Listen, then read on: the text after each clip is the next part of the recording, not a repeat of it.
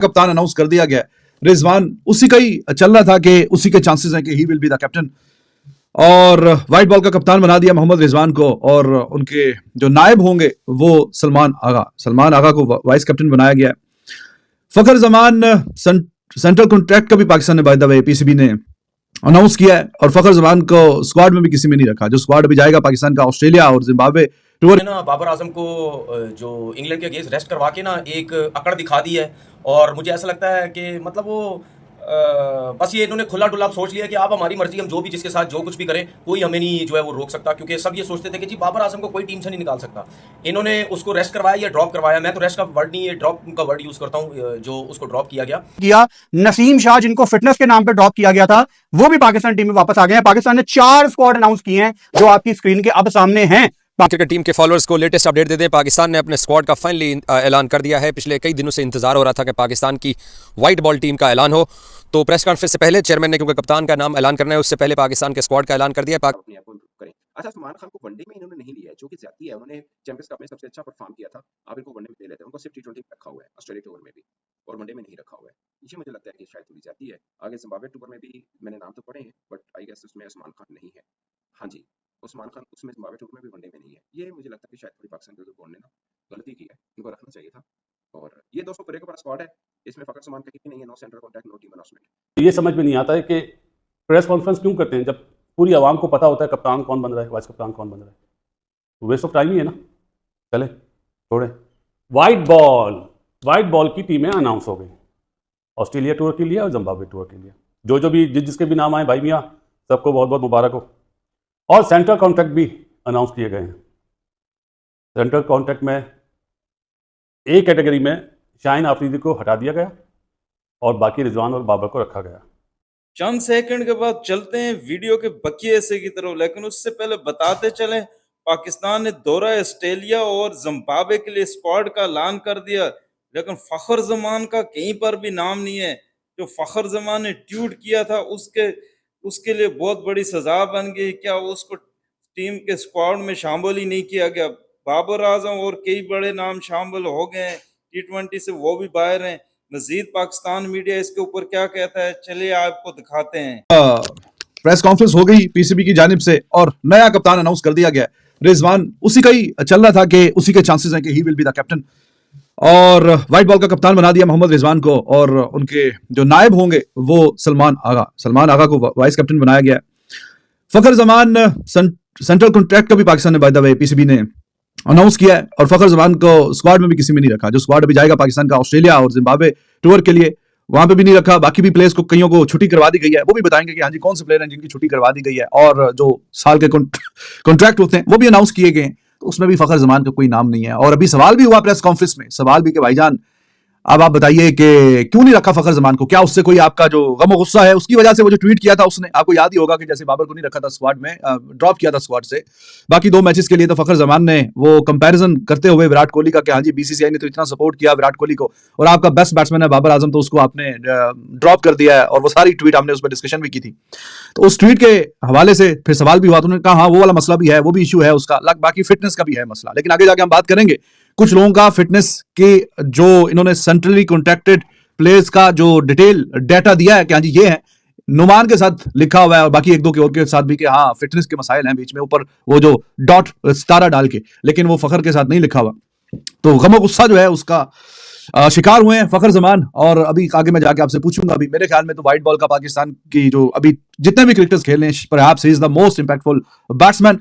तो ये क्या ठीक है ये कार्रवाई, ऑस्ट्रेलिया जैसे टूर में उसको आपने नहीं रखा, फिर ऑल ऑफ अ सडन आप उसको चैंपियंस ट्रॉफी में लेके आएंगे, तो वो किस कॉन्फिडेंस से खेलेगा अगर ऐसी कहानी बनती है तो। और भी हैं बातें बीच में, सेंट्रली कॉन्ट्रैक्टेड जो प्लेयर्स हैं उसमें भी कैटेगरी में थोड़े से ब्लंडर नजर आ रहे हैं। जो कि कंसिस्टेंट परफॉर्मर है उनकी कैटेगरी भी कुछ ज्यादा अच्छी हो सकती थी कुछ प्लेयर्स की, लेकिन वो नीचे ही हैं। कईयों ने बगैर परफॉर्मेंस के भी मजे ले रहे हैं, तो उस पर भी बात करेंगे। अच्छी बात यह है कि शादाब और इफ्तिखार की छुट्टी हुई है, कुछ नए प्लेयर्स को मौका भी मिला है, और कुछ जो नहीं परफॉर्म कर रहे थे या बोझ बने हुए थे उनसे जान भी छूटी है। तो इस तरह हम जरा बातचीत करेंगे इस पे सारे डिटेल में। प्रेस कॉन्फ्रेंस अभी से थोड़ी देर पहले कंक्लूड हुई है। चेयरमैन पीसीबी जो कि पाकिस्तान के इंटीरियर मिनिस्टर भी हैं जनाब मोहसिन नकवी साहब, वो थे, साथ में आकिब जावेद, और एक साइड पे जो भी कैप्टन बने हैं Rizwan, he was there, and the other side Salman Agha, they were sitting. तो रिजवान को बनाया जी कैप्टन, तो यही नजर आ रहा था। बीच में हमने भी एक आधा नाम दिया था फखर जमान का, लेकिन फखर जमान वही, आपने वो कहानी तो सुनी हुई है ना, वो उड़ते हुए तीर वाली। तो भाई क्या जरूरत है तुमको हीरो बनने का? यहां पे हर कोई अपना अपना देखता है। और बेतुकी टीम, पाकिस्तान भी जीत गया। दोनों अगर स्क्वाड में दोनों मैचों में उसको ड्रॉप कर दिया। बाबर को तो अकेले बाबर को तो नहीं किया, शाहीन को भी किया, नसीम को भी किया। तो अजीब, पता नहीं इसकी जो पीआर एजेंसी है उसने क्योंकि पंगा लिया, क्या किया है, बेड़ा गर्क कर दिया। कहीं ना कहीं ये भी थोड़ा कंटेंशन में चल रहा था, कोई बातचीत हो रही थी हल्की फुल्की, हाँ शायद जो भी जिसके साथ जो कुछ भी करें, कोई हमें नहीं जो है वो रोक सकता, क्योंकि सब ये सोचते थे कि जी बाबर आजम को कोई टीम से नहीं निकाल सकता। इन्होंने उसको रेस्ट करवाया या ड्रॉप करवाया, मैं तो रेस्ट का वर्ड नहीं, ये ड्रॉप का वर्ड यूज़ करता हूँ, जो उसको ड्रॉप किया गया, ठीक है। और ये अब मुझे ऐसा लगता है कि ये कोशिश करेंगे हर किसी के साथ, वो एक वर्ड यूज़ करते हैं ना कि बदमाशी लगाई हुई है। अब मुझे ऐसा लगता है बदमाशी शुरू कर दी है लोगों ने कि अब जो भी हम किसी के साथ जो करेंगे, ये जो सिलेक्शन कमेटी में हमारे साथ जो आकिब जावेद है ना और अजहर अली, देखिए T20 सबसे पहले मैं ऑस्ट्रेलिया की ओडीआई की टीम अनाउंस करता हूँ, जिसमें आमिर जमाल है, अब्दुल्ला शफीक है, अराफात मिनहास हैं, ये एक नए आए हैं। उसके बाद बाबर आजम की वापसी हुई है ओडीआई में ऑस्ट्रेलिया के। फैसल अकरम ये भी नया है, इनको नया मौका दे रहे हैं। हारिस रऊफ है, हसीबुल्ला विकेट कीपर हैं, सेकंड विकेट कीपर है, पहला जो है वो रिजवान है। फिर उसके बाद कामरान गुलाम जो भी टेस्ट में उन्होंने बड़ी अच्छी परफॉर्मेंस दी, उनको ओडीआई में डाला गया। मोहम्मद हसनैन अभी जो फ्रॉडिया टूर्नामेंट हुआ था ये डोमेस्टिक का, उसमें उन्होंने अच्छी बॉलिंग की थी। उसके बाद रिजवान विकेट कीपर है, मोहम्मद इरफान खान है, ये पहले भी आ चुके हैं। नसीम शाह की वापसी हुई, साइम अयूब, सलमान अली आगा और शाहीन अफरीदी। ओडीआई में शाहीन अफरीदी की, बाबर आजम की और नसीम शाह की T20 में और ओडीआई अगेंस्ट ऑस्ट्रेलिया टीम में वापसी हुई है। ऑस्ट्रेलिया का जो T20 का स्क्वाड है उसमें बता देता हूँ। अराफात मिनहास है, ये left arm spinner, I think China में गेंद करते हैं शायद, जो मैंने इनको देखा है। ये एक डिफरेंट और एक ऑप्शन है, इस पे वो जा रहे हैं कि शायद वो कामयाब हो जाए, क्योंकि डोमेस्टिक क्रिकेट में वो बॉलिंग अच्छी करते हैं, तो उनको भी मौका दिया गया। बाबर आए हैं, हारिस रऊफ है, हसीबुल्ला है, जांदाद खान आए।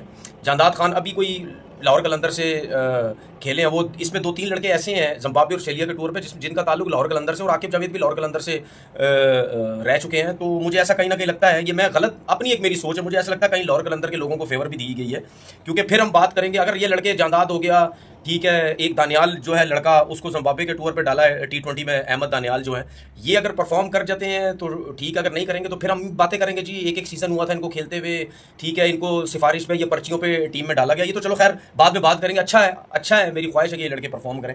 उसके बाद बास अफरीदी अच्छा बॉलर है, रिजवान है, ये मैं ऑस्ट्रेलिया T20 की बता रहा हूँ। मोहम्मद रिजवान विकेट कीपर हैं, इरफान खान है, नसीम की वापसी, उमैर बिन यूसुफ जो हैं, इनको ऑस्ट्रेलिया के T20 में डाला गया है। डाला तो गया, मुझे नहीं समझ आ रही है T20 के कैसे प्लेयर परफॉर्म कहीं ना कहीं करते रहे, लेकिन वनडे और फोरडे क्रिकेट में इनकी ज़्यादा अच्छी परफॉर्मेंसेज हैं। फिर उसके बाद साहबजादा फरहान को डाला गया है। सलमान अली आगा, शाहीन की वापसी, सुफियान मुकीम जो है लड़का, ये इनकी वापसी, ये फर्स्ट टाइम आए हैं। फिर उस्मान खान जो है उनकी वापसी आई है। ये जिम्बाब्वे और ऑस्ट्रेलिया के टूर्स में मिक्स एंड मैच, कुछ नए लड़के कुछ पुराने लड़के वो आए हैं। जिम्बाब्वे के टूर पे बाबर आजम हो गया, शाहीन हो गया और नसीम शाह हो गया, ये तीनों नहीं है, लेकिन रिजवान दोनों टूर्स पे, ऑस्ट्रेलिया के और जिम्बाब्वे के। ये बात हम कब से कह रहे हैं कि भाई आपका जो सीनियर लड़का है, जिस तरह वो टीम्स में होता है कि अगर वीक टीम है तो उन सीनियर लड़कों को जरूर आपको रेस्ट करवाना चाहिए, इसमें कोई दो राय नहीं है। और जिम्बाब्वे के टूर पे वनडे और T20 में ज़्यादातर वो लड़के डाले गए जिन्होंने डोमेस्टिक में परफॉर्मेंस दी या अभी इमर्जिंग एशिया कप वो खेले, उसमें जो परफॉर्मेंसेस दी, उन लड़कों को जो है वो डाला गया। चलो अच्छी बात है, इसमें कोई गलत बात नहीं है कि जिम्बाब्वे जैसी टीम के अगेंस्ट आप अपने नए लड़कों को ट्राई करो जो आपको बेहतर नजर आते हैं डोमेस्टिक क्रिकेट के अंदर, स्पेशली जो वाइट बॉल क्रिकेट की बात करते हैं। तो ये बड़ी अच्छी जो है वो सिलेक्शन हुई है। मैं अच्छी चीज के अगेंस्ट, मैं गलत चीज के अगेंस्ट भी जाता हूं। पर कह के अब उन्होंने 15 दिन में ऐसा क्या किया कि आप उनको वापस लेके आए?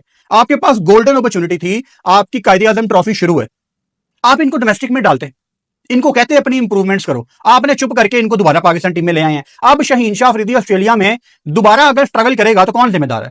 बाबर आजम का एक आधा 100 शायद आ जाए यार। मैं तो बांग्लादेश की सीरीज में भी यही कह रहा था, इंग्लैंड के पहले टेस्ट मैच में भी मैं यही कह रहा था कि एक आधा 100 तो आ जाएगा, उससे मसले सॉल्व नहीं होने। मसले फिटनेस के हैं, जो गेम खेलते हुए नहीं ठीक होने, उसके लिए आपको साइड पे होना पड़ना है। चलो गलती इन्होंने की है, मैं आज एडवांस में ही आपको 27 अक्टूबर 2024 को बता रहा हूं कि जो इन्होंने जल्दी में अपना ये स्क्वाड अनाउंस किया है और बाबर शाहीन को ये वापस ले आए हैं, ये रिग्रेट करेंगे और आपके मसले इससे सॉल्व नहीं होंगे। सलमान अली आगा ऑब्वियसली मुझे रात को ही पता लग गया था कि ये पाकिस्तान के वाइस कैप्टन है, लेकिन तब ड्यू टू सम रीजंस मैं नहीं बता सकता था, तब ऑफिशियल अनाउंसमेंट का बेसिकली मैं वेट कर रहा था।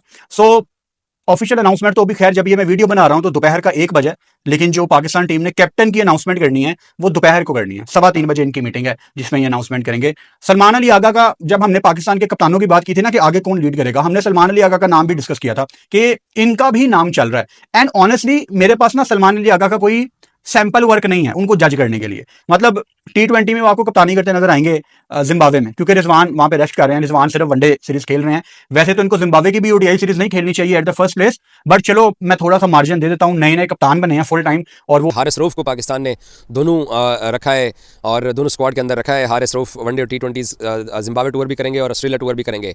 पाकिस्तान टीम को मैचेस जीतने के लिए ऑस्ट्रेलिया के अंदर आके कुछ भी नहीं करना, सिर्फ बैटिंग को स्कोर करना है। बॉलर्स फिर भी कुछ ना कुछ आपको करके दे जाएंगे। अगर आपकी बैटिंग यहाँ पे चल पड़ी तो आप कुछ ना कुछ करने में कामयाब हो जाएंगे, अदरवाइज ऑस्ट्रेलिया ने आपको माफ़ नहीं करना और वो अपने होम ग्राउंड पे बहुत मजबूत टीम है।